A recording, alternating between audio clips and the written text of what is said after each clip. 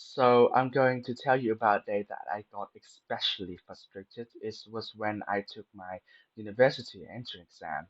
If you don't know what that is, then it is basically a test where everyone in my country has to take in order to secure a place at the university.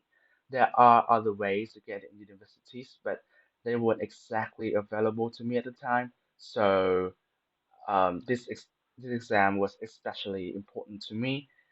It was basically my only ticket in order to get to my dream school, which is National University of Education.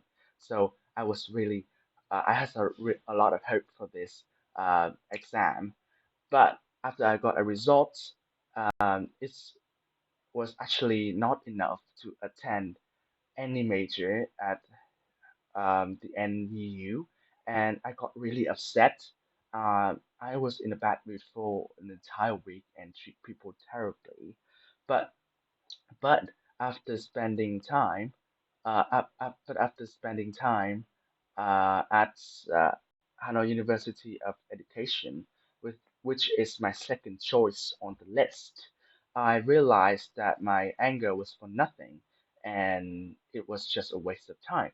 There are countless people who just have the same fate as, as myself, but they showed me that you really have to accept what what you are given and make the most out of it. And I fit into the new environment perfectly, and also made a lot of friends that are close and helpful.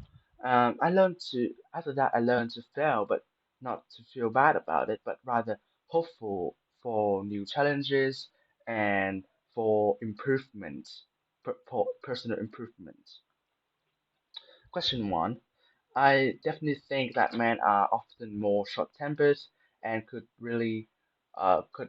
rage off more easily at matters that really annoyed them, even though they are not very significant.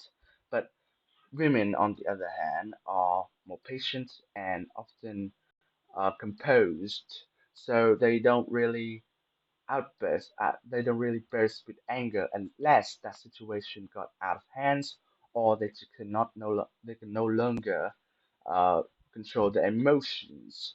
Question two: if people are angry, questions two: when is anger justified?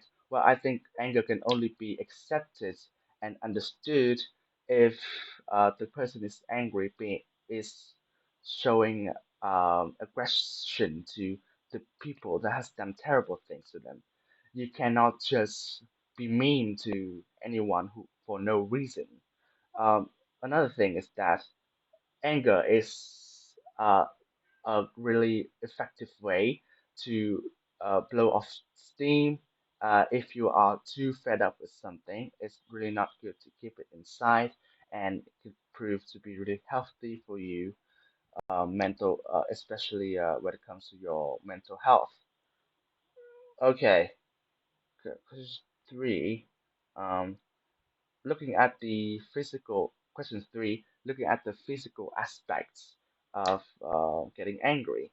Uh, it has been observed that if you are angry all the time, then it will slowly develop wrinkles on your face. And research has suggested that um, prolonged periods of uh, prolonged period of outbursts and anger can lead to shorter life expectancy.